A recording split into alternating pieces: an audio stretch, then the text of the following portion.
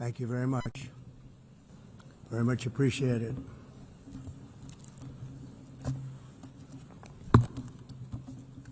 And I don't mind making this speech without a teleprompter, because the teleprompter is not working. I feel very happy to be up here with you nevertheless, and that way you speak more from the heart. I can only say that whoever's operating this teleprompter is in big trouble.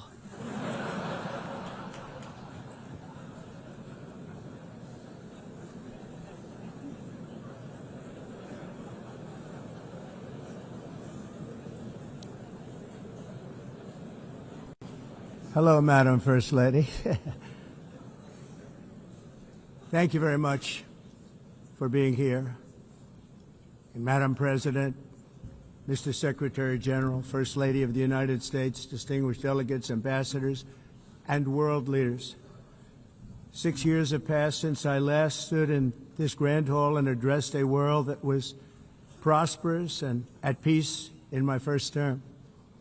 Since that day, the guns of war have shattered the peace I forged on 2 continents. An era of calm and stability gave way to one of the great crises of our time. And here in the United States, 4 years of weakness, lawlessness, and radicalism under the last administration delivered our nation into a repeated set of disasters. 1 year ago, our country was in deep trouble, but today, just 8 months into my administration, we are the hottest country anywhere in the world, and there is no other country even close. America is blessed with the strongest economy, the strongest borders, the strongest military, the strongest friendships, and the strongest spirit of any nation on the face of the earth. This is indeed the golden age of America. We are rapidly reversing the economic calamity we inherited from the previous administration, including ruinous price increases and record-setting inflation like we've never had before. Under my leadership, energy costs are down, gasoline prices are down, grocery prices are down, mortgage rates are down, and inflation has been defeated. The only thing that's up is the stock market, which just hit a record high. In fact, it hit a record high 48 times in the last short period of time. Growth is surging, manufacturing is booming. The stock market, as I said, is doing better than it's ever done, and all of you in this room benefit by that. Almost everybody. And importantly, workers' wages are rising at the fastest pace in more than 60 years. And that's what it's all about, isn't it? In 4 years of President Biden, we had less than $1 trillion of new investment into the United States. In just 8 months since I took office, we have secured commitments and money already paid for $17 trillion. Think of it, 4 years, less than $1 trillion, 8 months, much more than $17 trillion is being invested in the United States, and it's now pouring in from all parts of the world.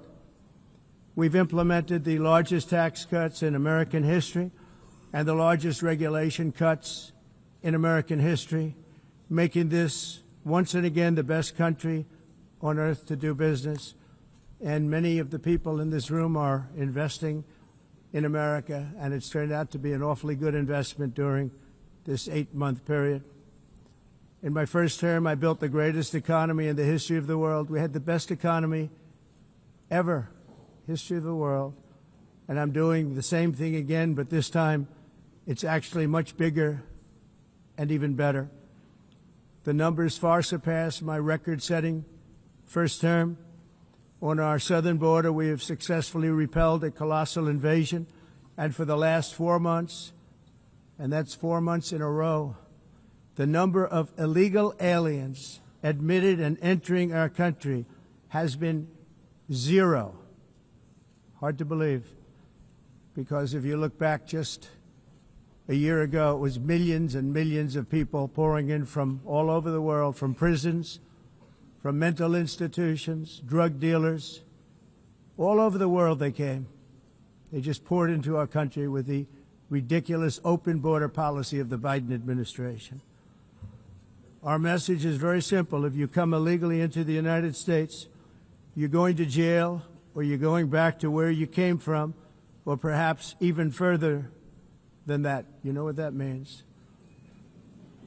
I want to thank the country of El Salvador for the successful and professional job they've done in receiving and jailing so many criminals that entered our country. And it was under the previous administration that the number became record-setting, and they're all being taken out. We have no choice. And other countries have no choice, because other countries are in the exact same situation with immigration. It's destroying your country, and you have to do something about it. On the world stage, America is respected again like it has never been respected before.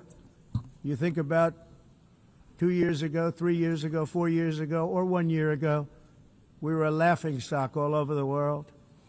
At the NATO summit in June, virtually all NATO members formally committed to increase defense spending, at my request, from 2% to 5% of GDP, making our alliance far stronger and more powerful than it was ever before. In May, I traveled to the Middle East to visit my friends and rebuild our partnerships in the Gulf and those valued relationships with Saudi Arabia, Qatar, and the UAE, and other countries are now, I believe, closer than ever before. My administration has negotiated one historic trade deal after another, including with the United Kingdom, the European Union, Japan, South Korea, Vietnam, Indonesia, the Philippines, Malaysia, and many, many others. Likewise, in a period of just 7 months, I have ended 7 unendable wars. They said they were unendable. You're never going to get them solved. Some were going for 31 years, 2 of them, 31, think of it, 31 years. One was 36 years. One was 28 years. I ended 7 wars. And in all cases, they were raging with countless thousands of people being killed. This includes Cambodia and Thailand, Kosovo and Serbia, the Congo and Rwanda, a vicious, violent war that was, Pakistan and India, Israel and Iran, Egypt and Ethiopia, and Armenia and Azerbaijan. It included all of them. No president or prime minister, and for that matter, no other country has ever done anything close to that. And I did it in just 7 months. It's never happened before. There's never been anything like that. I'm very honored to have done it. It's too bad that I had to do these things instead of the United Nations doing them. And sadly, in all cases, the United Nations did not even try to help in any of them. I ended 7 wars, dealt with the leaders of each and every one of these countries, and never even received a phone call from the United Nations offering to help in finalizing the deal. All I got from the United Nations was an escalator that on the way up stopped right in the middle. If the First Lady wasn't in great shape, she would have fallen. But she's in great shape. We're both in good shape. We both stood. And then a teleprompter that didn't work. These are the 2 things I got from the United Nations, a bad escalator and a bad teleprompter. Thank you very much. And by the way, it's working now. It just went on. Thank you. I think I should just do it the other way. It's easier. Thank you very much. I didn't think of it at the time because I was too busy working to save millions of lives. That is the saving and stopping of these wars. But later I realized that the United Nations wasn't there for us. They weren't there. I thought of it really after the fact, not during these negotiations, which were not easy. That being the case, what is the purpose of the United Nations? The UN has such tremendous potential. I've always said it. It has such tremendous, tremendous potential, but it's not even coming close to living up to that potential. For the most part, at least for now, all they seem to do is write a really strongly worded letter and then never follow that letter up. It's empty words, and empty words don't solve war. The only thing that solves war and wars is action. Now, after ending all of these wars and also earlier negotiating the Abraham Accords, which is a very big thing for which our country received no credit, never receives credit. Everyone says that I should get the Nobel Peace Prize for each one of these achievements. But for me, the real prize will be the sons and daughters who live to grow up with their mothers and fathers, because millions of people are no longer being killed in endless and unglorious wars. What I care about is not winning prizes, it's saving lives. We saved millions and millions of lives with the 7 wars. And we have others that we're working on, and you know that. Many years ago, a very successful real estate developer in New York, known as Donald J. Trump, I bid on the renovation and rebuilding of this very United Nations complex. I remember it so well. I said at the time that I would do it for $500 million, rebuilding everything. It would be beautiful. I used to talk about, I'm going to give you marble floors. They're going to give you terrazzo. I'm going to give you the best of everything. You're going to have mahogany walls. They're going to give you plastic. But they decided to go in another direction, which was much more expensive at the time, and which actually produced a far inferior product. And I realized that they did not know what they were doing when it came to construction, and that their building concepts were so wrong, and the product that they were proposing to build was so bad and so costly. It was going to cost them a fortune. And I said, and wait till you see the overruns. Well, I turned out to be right. They had massive cost overruns and spent between $2 and $4 billion on the building and did not even get the marble floors that I promised them. You walk on terrazzo. Do you notice that? As far as I'm concerned, frankly, looking at the building and getting stuck on the escalator, they still haven't finished the job. They still haven't finished. That was years ago. The project was so corrupt that Congress actually asked me to testify before them on the tremendous waste of money, because it turned out that they had no idea what it was, but they knew it was anywhere between $2 and $4 billion as opposed to $500 million with a guarantee. But they had no idea, and I said it cost much more than $5 billion. Unfortunately, many things in the United Nations are happening just like that, but on an even much bigger scale, much, much bigger. Very sad to see. Whether the UN can manage to play a productive role, I've come here today to offer the hand of American leadership and friendship to any nation in this assembly that is willing to join us in forging a safer, more prosperous world. And it's a world that we'll be much happier with. A dramatically better future is within our reach. But to get there, we must reject the failed approaches of the past and work together to confront some of the greatest threats in history. There is no more serious danger to our planet today than the most powerful and destructive weapons ever devised by man, of which the United States, as you know, has many. Just as I did in my first term, I've made containing these threats a top priority, starting with the nation of Iran. My position is very simple. The world's #1 sponsor of terror can never be allowed to possess the most dangerous weapon. That's why, shortly after taking office, I sent the so-called Supreme Leader a letter making a generous offer. I extended a pledge of full cooperation in exchange for a suspension of Iran's nuclear program. The regime's answer was to continue their constant threats to their neighbors and U.S. interests throughout the region, and some great countries that are right nearby. Today, many of Iran's former military commanders, in fact, I can say almost all of them, are no longer with us. They're dead. And 3 months ago, in Operation Midnight Hammer, 7 American B-2 bombers dropped the 14 30,000-pound each bombs on Iran's key nuclear facilities, totally obliterating everything. No other country on earth could have done what we did. No other country has the equipment to do what we did. We have the greatest weapons on earth. We hate to use them. But we did something that for 22 years people wanted to do.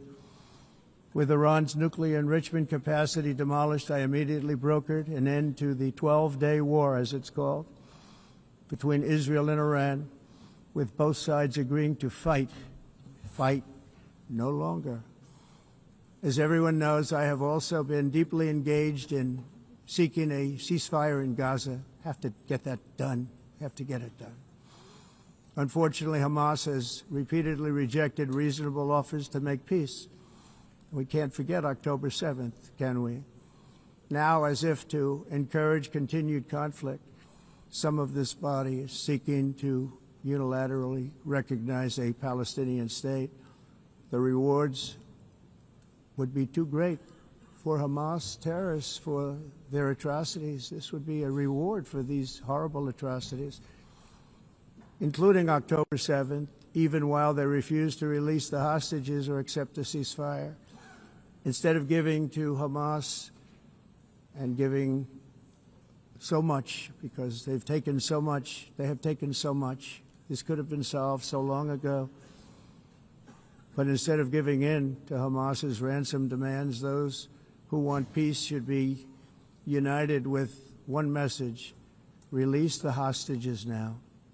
Just release the hostages now. Thank you.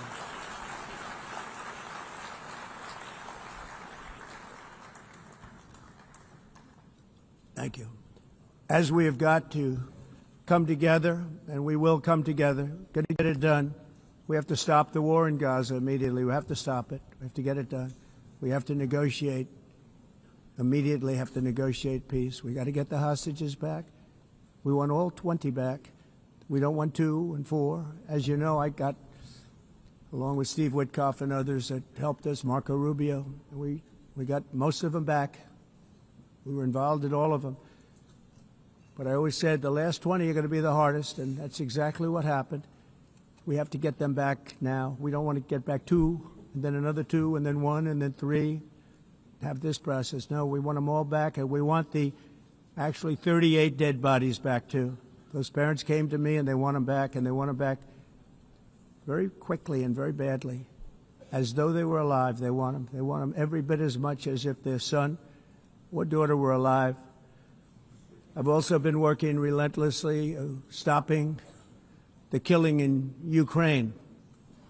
I thought that would be, of the 7 wars that I stopped, I thought that would be the easiest because of my relationship with President Putin, which had always been a good one.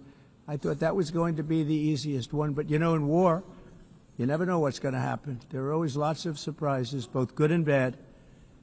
Everyone thought Russia would win this war in 3 days, but it didn't work out that way. It was supposed to be just a quick little skirmish. It's not making Russia look good.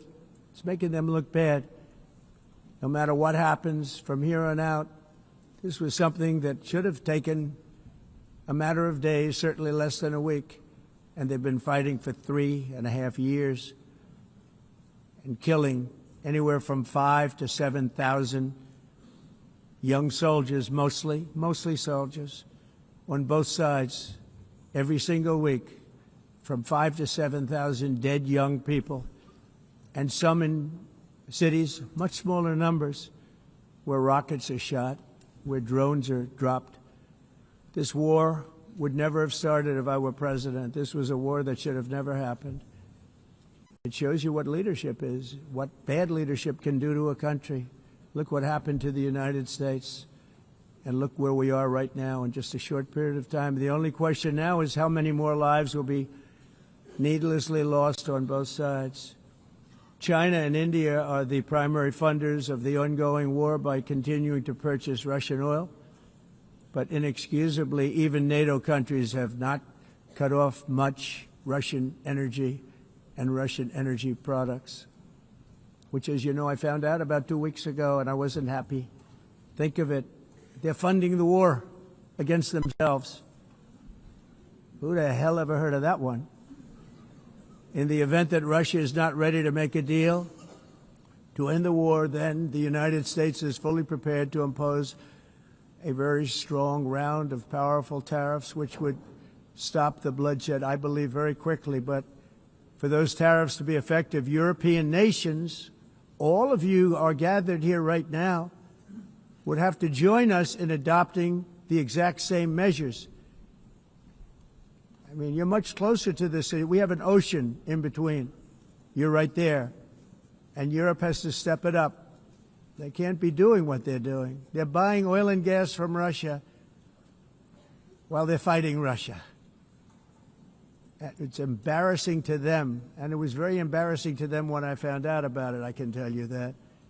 They have to immediately cease all energy purchases from Russia.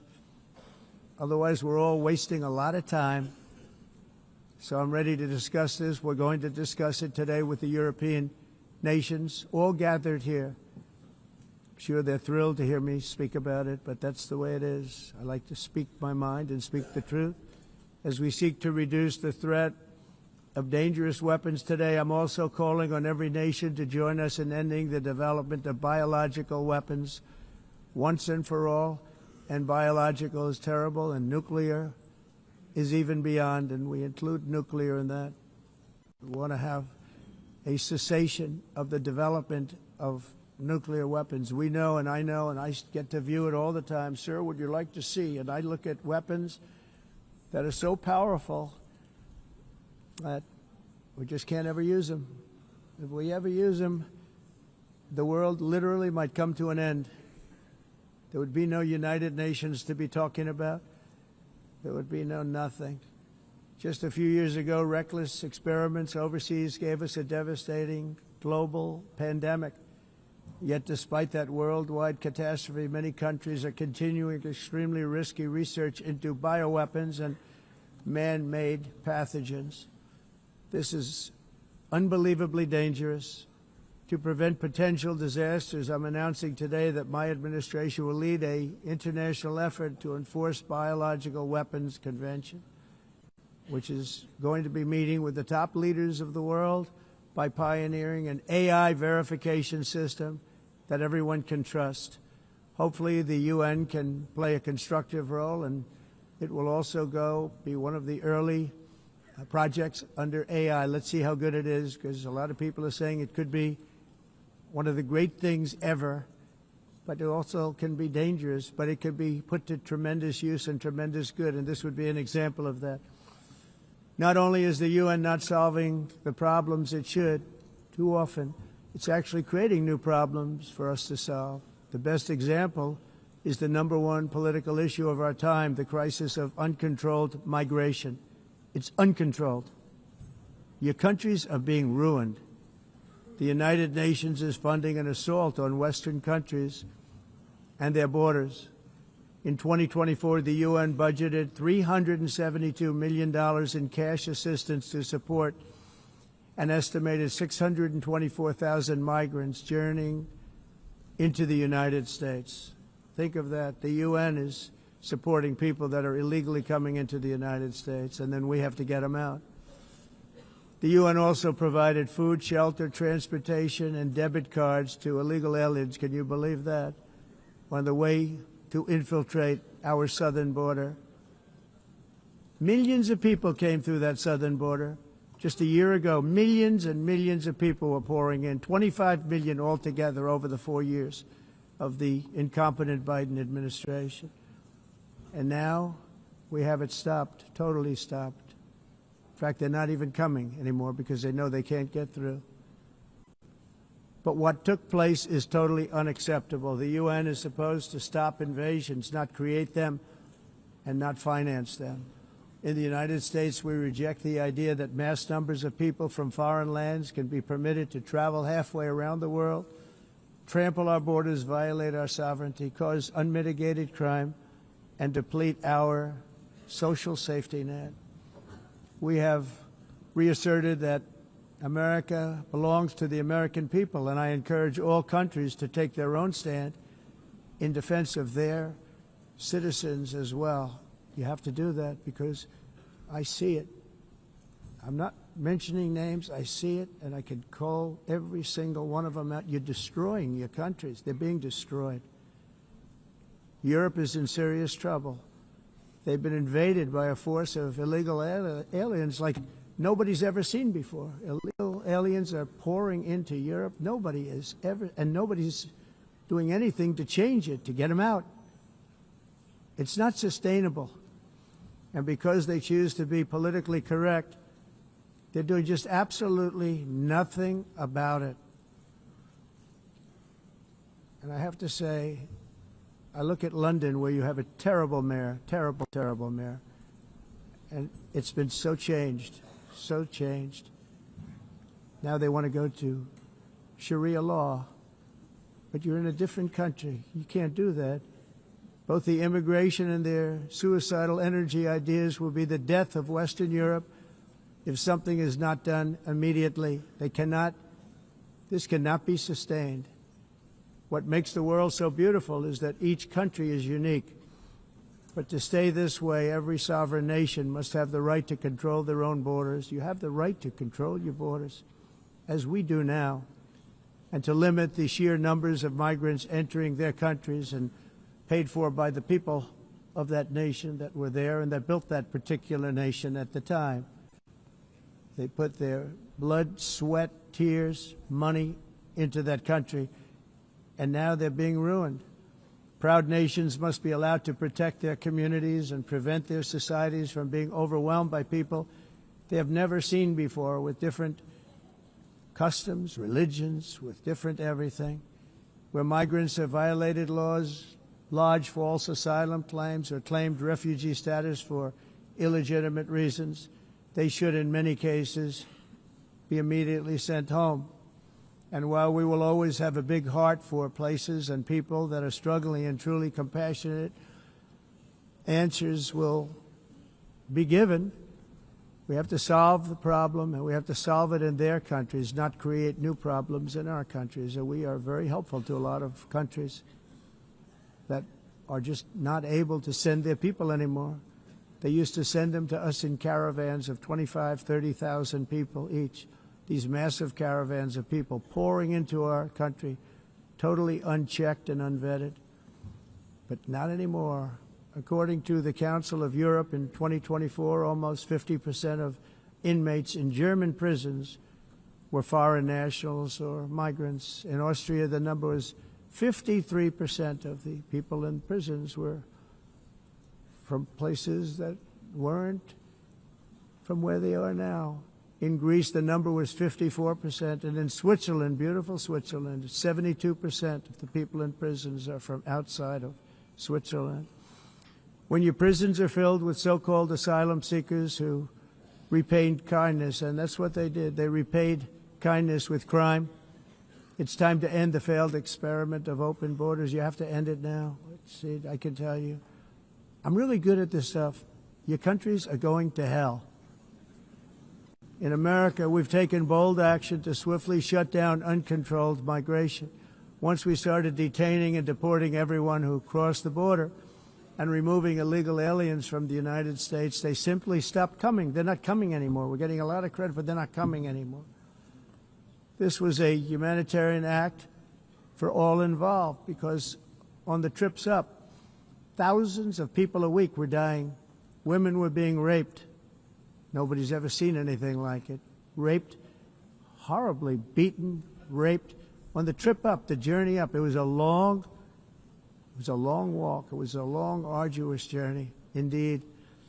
And it was also a historic victory against human trafficking throughout the region. What we did was a victory, and we saved so many lives of people that wouldn't make the journey. That journey was loaded up with death. loaded up with death.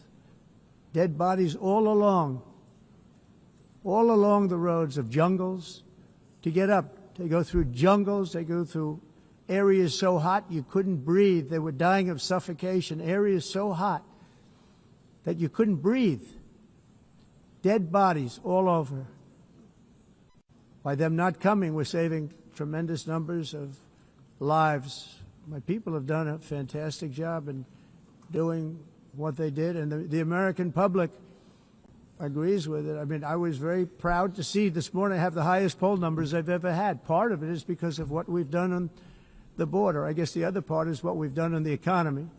Joe Biden's policies empowered murderous gangs, human smugglers, child traffickers, drug cartels, and prisoners from all over the world. The previous administration also lost nearly 300,000 children. Think of that. They lost more than 300,000 children, little children, who were trafficked into the United States on the Biden watch, many of whom have been raped, exploited, and abused, and sold. Sold. Nobody talks about that. The fake news doesn't write about it. With many others, young children who are missing or dead. And we found a lot of these children, and we're sending them back, and we've been sending them back to their parents. They said, nobody knows who they are. They said, where do you come from? And they'll give us a country, and we'll find out, and we'll figure it out, and we'll bring them back to their homes. And the mother and father rush to the door, and their tears in their eyes. They can't believe that they're seeing their son or daughter, their little son or daughter again. We've done almost 30,000 of them so far. Any system that results in the mass trafficking of children is inherently evil. Yet that is exactly what the globalist migration agenda has done, and it's what it's all about. In America, those days, as you know, are over. The Trump administration is working, and we are continuing to work to track down the villains that are causing this problem, and also, as I said, to get back the 30,000 we've already returned. Now I think we're going to have another. We're going to find a lot. You're not going to find all of them. 300, more than 300,000. They're lost or they're dead. They're lost or they're dead because of the animals that did this. To protect our citizens, I've also designated multiple savage drug cartels as far as and you see this, and you see it happening right before your eyes. Let's put it this way. People don't like taking big loads of drugs in boats anymore. There aren't too many boats that are traveling on the seas by Venezuela. They tend not to want to travel very quickly anymore. And we've virtually stopped drugs coming into our country by sea. We call them the water drugs. They kill hundreds of thousands of people. I've also designated multiple savage drug cartels as far as foreign terrorist organizations, along with two bloodthirsty transnational gangs, probably the worst gangs anywhere in the world, MS-13 and Tren de Aragua. Tren de Aragua is from Venezuela, by the way. Such organizations torture, maim, mutilate, and murder with impunity. They're the enemies of all humanity. For this reason, we've recently begun using the supreme power of the United States military to destroy Venezuelan terrorists and trafficking networks led by Nicolas Maduro. To every terrorist thug smuggling poisonous drugs into the United States of America, please be warned that we will blow you out of existence. That's what we're doing. We have no choice. Can't let it happen. They're destroying. I believe we lost 300,000 people last year to drugs, 300,000. Fentanyl and other drugs. Each boat that we sink carries drugs that would kill more than 25,000 Americans. We will not let that happen. Energy is another area where the United States is now thriving like never before. We're getting rid of the falsely named renewables. By the way, they're a joke. They don't work. They're too expensive. They're not strong enough to fire up the plants that you need to make your country great. The wind doesn't blow. Those big windmills are so pathetic and so bad, so expensive to operate. And they have to be rebuilt all the time, and they start to rust and rot.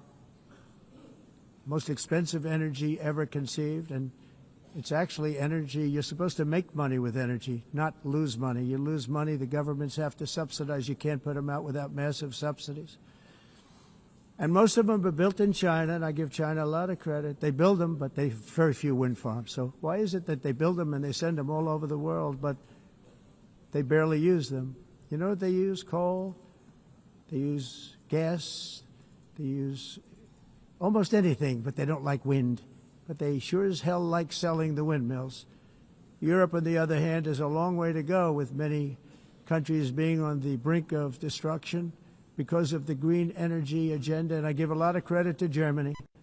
Germany was being led down a very sick path, both on immigration, by the way, and on energy. They were going green, and they were going bankrupt. And the new leadership came in, and they went back to where they were, with fossil fuel and with nuclear, which is good. It's now safe, and you can do it properly. But they went back to where they were, and they opened up a lot of different plants, energy-producing plants, and they're doing well. I give Germany a lot of credit for that. They've said this is a disaster, what's happening. They were going all green. All green is all bankrupt. That's what it represents. And it's not politically correct. I'll be very badly criticized for saying it, but I'm here to tell the truth. I don't care. It doesn't matter to me. I'm in New York City. I'm feeling a lot safer. Crime, we're getting crime down. And by the way, speaking of crime, Washington, D.C. was the crime capital of America. Now it's after 12 days, it's a totally safe city. Everyone's going out to dinner. They're going out to restaurants. Your wife can walk down the middle of the street with or without you. Nothing's going to happen. My people have done a fantastic job. And yes, I called in the National Guard, and the National Guard took care of business, and they weren't politically correct, but they took care of business. We got 1,700 career criminals out, brought them back to where they came from, the countries where they came from, or put them in jails. Washington, D.C. is now a totally safe city again, and I welcome you to come. In fact, we'll have dinner together at a local restaurant, and we'll be able to walk. We don't have to go by an armor-plated vehicle. We'll walk right over there from the White House. They've given up their powerful edge, a lot of the countries that we're talking about, in oil and gas, such as essentially closing the great North Sea oil. Oh, the North Sea, I know it so well. Aberdeen was the oil capital of Europe, and there's tremendous oil that hasn't been found in the North Sea. Tremendous oil. And I was with the Prime Minister I respect and like a lot, and I said, you're sitting with the greatest asset. They essentially closed it by making it so highly taxed that no developer, no oil company can go there. They have tremendous oil left, and more importantly, they have tremendous oil that hasn't even been found yet. And what a tremendous asset for the United Kingdom. And I hope the Prime Minister is listening, because I told it to him 3 days in a row. That's all he heard.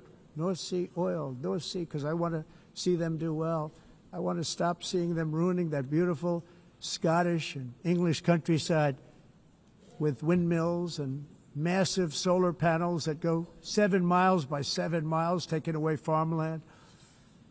But we're not letting this happen in America. In 1982, the executive director of the United Nations Environmental Program predicted that by the year 2000, climate change would cause a global catastrophe. He said that it will be irreversible, as any nuclear holocaust would be. This is what they said at the United Nations. What happened? Here we are. Another UN official stated in 1989 that within a decade, entire nations could be wiped off the map by global warming. Not happening. You know, it used to be global cooling. If you look back years ago in the 1920s and the 1930s, they said, global cooling will kill the world. We have to do something. Then they said global warming will kill the world. But then it started getting cooler, so now they could just call it climate change, because that way they can't miss. It's climate change. Because if it goes higher or lower, whatever the hell happens, there's climate change. It's the greatest con job ever perpetrated on the world, in my opinion. Climate change, no matter what happens, you're involved in that. No more global warming, no more global cooling. All of these predictions made by the United Nations and many others, often for bad reasons, were wrong. They were made by stupid people that have cost their countries fortunes and given those same countries no chance for success. If you don't get away from this green scam, your country is going to fail. And I'm really good at predicting things, you know. They actually said during the campaign they had a hat, the best-selling hat. Trump was right about everything. And I don't say that in a braggadocious way, but it's true. I've been right about everything. And I'm telling you that if you don't get away from the green energy scam, your country is going to fail. And if you don't stop people that you've never seen before, that you have nothing in common with, your country is going to fail. I'm the President of the United States, but I worry about Europe. I love Europe. I love the people of Europe. And I hate to see it being devastated by energy and immigration. This double-tailed monster destroys everything in its wake, and they cannot let that happen any longer. You're doing it because you want to be nice. You want to be politically correct, and you're destroying your heritage. They must take control strongly and immediately of the unmitigated immigration disaster and the fake energy catastrophe before it's too late. The carbon footprint is a hoax made up by people with evil intentions, and they're heading down a path of total destruction. You know, the carbon footprint, it was a big, big thing a few years ago. I remember hearing about the carbon footprint, and then President Obama would get into Air Force One, a massive Boeing 747, and not a new one, an old one with old engines that spew everything into the atmosphere. He'd talk about the carbon footprint, we must do so. Then he'd get in and he'd fly from Washington to Hawaii to play a round of golf.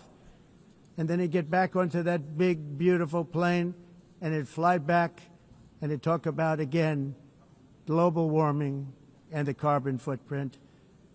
It's a con job. At extreme cost and expense, Europe reduced its own carbon footprint by 37%. Think of that. Congratulations, Europe. Great job. You cost yourself a lot of jobs, a lot of factories closed, but you reduced the carbon footprint by 37%. However, for all of that sacrifice and much more, it's been totally wiped out and then some by a global increase of 54%. Much of it coming from China and other countries that are thriving around China, which now produces more CO2 than all the other developed nations in the world. So all of these countries are working so hard on the carbon footprint, which is nonsense, by the way. It's nonsense. You know, it's interesting. In the United States, we have still radicalized environmentalists, and they want the factories to stop. Everything should stop. No more cows. We don't want cows anymore. I guess they want to kill all the cows. They want to do things that are just unbelievable, and you have it too. But, you know, we have a border, strong, and we have a shape, and that shape doesn't just go straight up. That shape is amorphous when it comes to the atmosphere.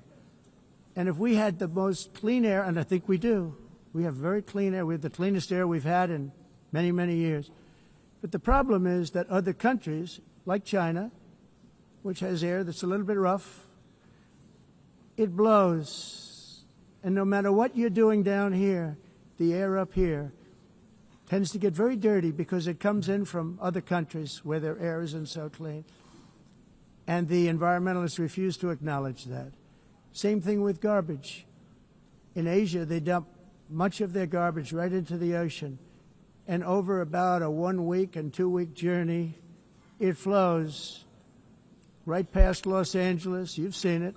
Massive amounts of garbage, almost too much to do anything about, flowing past Los Angeles, past San Francisco, and then somebody will get in trouble because he dropped a cigarette on the beach. The whole thing is crazy. The primary effect of these brutal green energy policies has not been to help the environment, but to redistribute manufacturing and industrial activity from developed countries that follow the insane rules that are put down to polluting countries that break the rules and are making a fortune. They're making a fortune. European electricity bills are now 4 to 5 times more expensive than those in China, and 2 to 3 times higher than the United States. And our bills are coming way down. You probably see that our gasoline prices are way down. You know, we have an expression, drill, baby, drill, and that's what we're doing. We're going to be much lower in a year from now. But they've come way down over the last year. As a result, every air conditioner is like very uncommon to see one in some of these countries because the electric costs are so high. So while the U.S. has approximately 1,300 heat-related deaths annually, that's a lot, Europe loses more than 175,000 people to heat deaths each year because the costs are so expensive you can't turn on an air conditioner. What is that all about? That's not Europe. That's not the Europe that I love and know. All in the name of pretending to stop the global warming hoax. The entire globalist concept of asking successful industrialized nations to inflict pain on themselves and radically disrupt their entire societies must be rejected completely and totally, and it must be immediate. That's why in America I withdrew from the fake Paris Climate Accord, where, by the way, America was paying so much more than every country. Others weren't paying. China didn't have to pay until 2030. Russia was given an old standard that was easy to meet, a 1990 standard. But for the United States, we're supposed to pay like $1 trillion. And I said, this is another scam. The fact is, the United States has been taken advantage of by the world for many, many years, but not any longer, as you probably noticed. I unleashed massive energy production and signed historic executive orders to hunt for oil, but we don't have to do much hunting because we have the most oil of any nation anywhere, oil and gas in the world. And if you add coal, we have the most of any nation in the world. Clean, I call it clean, beautiful coal. You can do things today with coal that you couldn't have done 10 years ago, 15 years. So I have a little standing order in the White House. Never use the word coal, only use the words clean, beautiful coal. Sounds much better, doesn't it? But we stand ready to provide any country with abundant, affordable energy supplies if you need them, when most of you do. We're proudly exporting energy all over the world. We're now the largest exporter. In the United States, we want trade and robust commerce with all nations, everybody.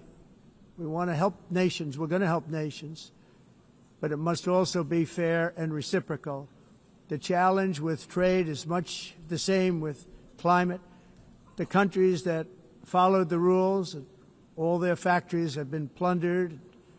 It's really sad to watch. They've been broken. They've been broken by countries that broke the rules. That's why the United States is now applying tariffs to other countries, and much as these tariffs were for many years applied to us, uncontrollably applied to us. We've used tariffs as a defense mechanism under the Trump administration, including my first term, where hundreds of billions of dollars in tariffs were taken in. And by the way, we had the lowest inflation, and now we have very low inflation. The only thing different is that we have hundreds of billions of dollars flowing into our country. But this is how we will ensure that the system works for everyone and is sustainable into the future. We're also using tariffs to defend our sovereignty and security throughout the world, including against nations that have taken advantage of former U.S. administrations for decades, including the most corrupt, incompetent administration in history, the sleepy Joe Biden administration. Brazil now faces major tariffs in response to its unprecedented efforts to interfere in the rights and freedoms of our American citizens and others, with censorship, repression, weaponization, judicial corruption, and targeting of political critics in the United States. I have a little problem saying this because I must tell you, I was walking in and the leader of Brazil was walking out. We saw him and I saw him, he saw me, and we embraced. And then I'm saying, can you believe I'm going to be saying this in just 2 minutes? We actually agreed that we would meet next week. We didn't have much time to talk, like about 20 seconds. They were in retrospect, I'm glad I waited because this thing didn't work out too well. But we did talk. We had a good talk, and we agreed to meet next week, if that's of interest. But he seemed like a very nice man, actually. He liked me, I liked him. But if you, and I only do business with people I like. When I don't like them, I don't like them. But we had, at least for about 39 seconds, we had excellent chemistry. It's a good sign.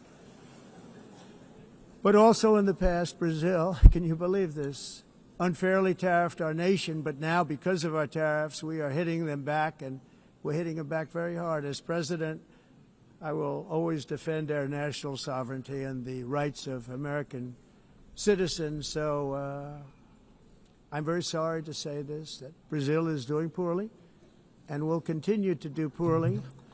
They can only do well when they're working with us.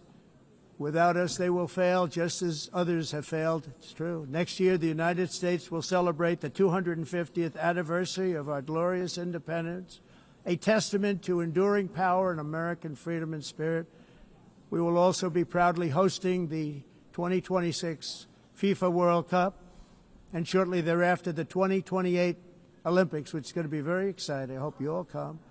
I hope that countless people from all over the globe will take part of these will be great celebrations of liberty and human achievement, and that together we all can rejoice in the miracles of history that began in July 4th, 1776, when we founded the light to all nations. And it's something really that an amazing thing came out of that date. It's called the United States of America.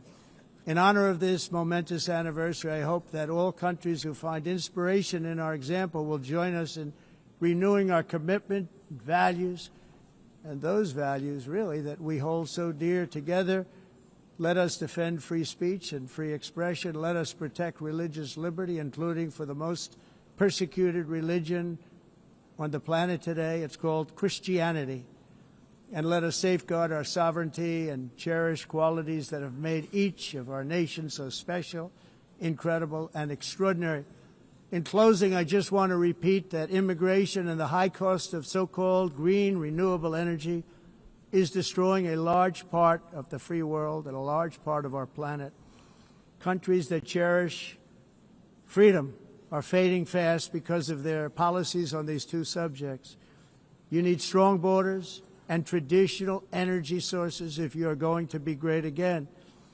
Whether you have come from north or south, east or west, near or far, every leader in this beautiful hall today represents a rich culture, a noble history, and a proud heritage that makes each nation majestic and unique, unlike anything else in human history or any other place on the face of the earth.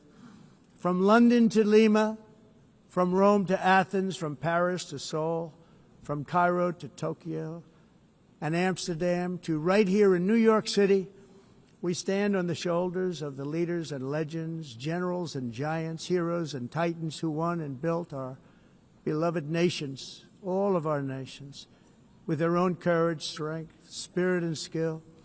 Our ancestors climbed mountains, conquered oceans, crossed deserts, and trekked over wide open plains. They charged into thunderous battles, plunged into grave dangers, and they were soldiers and farmers and workers and warriors and explorers and patriots. They built towns into cities, tribes into kingdoms, ideas into industries, and small islands into mighty empires. You're a part of all of that. They were champions for their people who never gave up and who never, ever gave in. Their values defined our national identities. Their visions forged our magnificent destiny. Everybody in this room is a part of it in your own way. Each of us inherits the deeds and the myths the triumphs, the legacies of our own heroes and founders who so bravely showed us the way.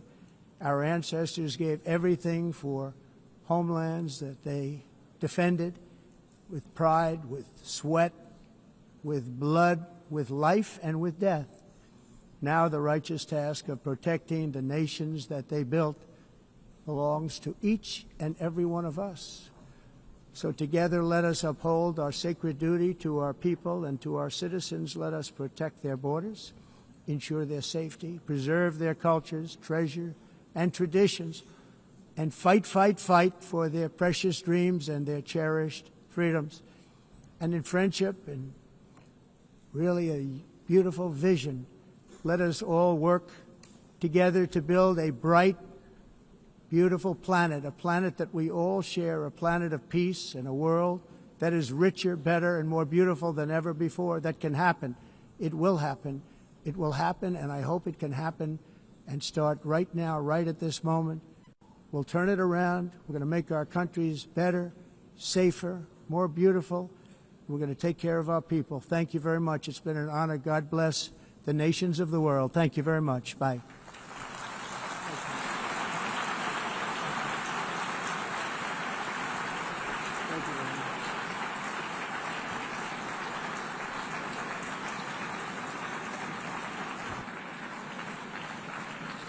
On behalf of the Assembly, I wish to thank the President of the United States,